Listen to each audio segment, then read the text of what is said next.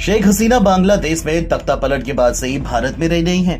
वह पिछले सोमवार को ढाका से नई दिल्ली के पास स्थित भारतीय वायुसेना के हिंडन एयरफोर्स बेस पहुंची थी। ऐसी रिपोर्ट थी कि वह भारत से लद्दाख जाना चाहती थी, लेकिन ब्रिटिश सरकार के इनकार के बाद उन्हें भारत में ही रुकना पड़ा। इसके बाद ऐसी आशंका जताई जा रही थी कि शेख हसीना के भारत में रहने से बांग्लादेश के साथ संबंधों पर असर पड़ सकता है।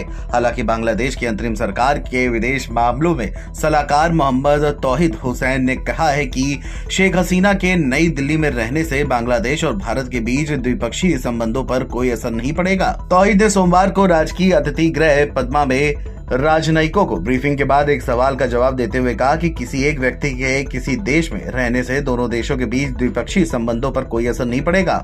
द्विपक्षीय संबंध बहुत बड़ी चीज है और इसमें आपसी हित शामिल होते हैं। दोनों देशों के अपने हित हैं, भारत के अपने हित हैं और बांग्लादेश के अपने हित हैं। यह बांग्लादेश की नई अंतरिम सरकार की पहली राजनयिक ब्रीफिंग है। शेख हसीना ने 5 अगस्त को इस्तीफा दे दिया और अब भारत भाग गई थी।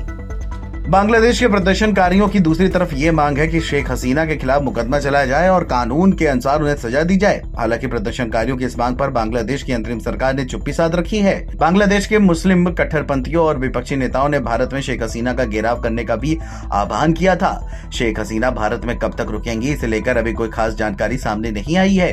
बांग्लादेश की अंतिम सरकार के गृह मामलों में सलाहकार ब्रिगेडियर जनरल सेवानिवृत्त एम सखावत हुसैन ने सोमवार को प्रदर्शनकारियों से 19 अगस्त तक सभी अवैध और अनाधिकृत हथियार जमा करने की अपील की। दिन में हालिया हिंसा के दौरान एजेंसियों से लूटी गई राइफल भी शामिल है। ये जानकारी एक मीडिया रिपोर्ट से सामने आई है। द डेली स्टार अखबार की खबर के मुताबिक हुसैन ने यह भी कहा कि अगर ये हथियार पास के थानों में नहीं जमा किए जाते तो अधिकारी तलाशी अभियान चलाएंगे और अगर किसी के पास अनधिकृत हथियार पाए जाते हैं तो उसके खिलाफ आरोप भी दर्ज होंगे। वहीं इससे पहले बांग्लादेश की अंतरिम सरकार ने कहा कि वह एक संतुलित विदेश नीति बनाए रखेगी। साथ ही ये भी कहा कि बांग्लादेश भारत और चीन सहित सभी के साथ सुचारू और सकारात्मक संबंध बनाए रखना चाहता है। अंतरिम सरकार के विदेश मामलों के सलाहकार मोहम्मद तौहीद हुसैन ने विदेश मंत्रालय में प्रेस वार्ता के दौरान कहा कि हमारी नीति हमारे अपने राष्ट्रीय हितों की रक्षा करते हुए सभी देशों के साथ अच्छे संबंध बनाए रखने की है। वहीं गुरुवार को अंतरिम सरकार में शपथ ग्रहण के बाद हुसैन की ये मीडिया से पहली बातचीत थी। हुसैन ने कहा कि ये मानना निरर्थक है कि वह अंतरिम सरकार केवल किसी विशेष दिशा पर ही केंद्रित है। हुसैन पहले भारत में उच्चायुक्त के रूप में कार्यरत थे। हुसैन ने कहा कि हम भारत और चीन सहित सभी के साथ सुचारू और सकारात्मक संबंध बनाए रखना चाहते हैं।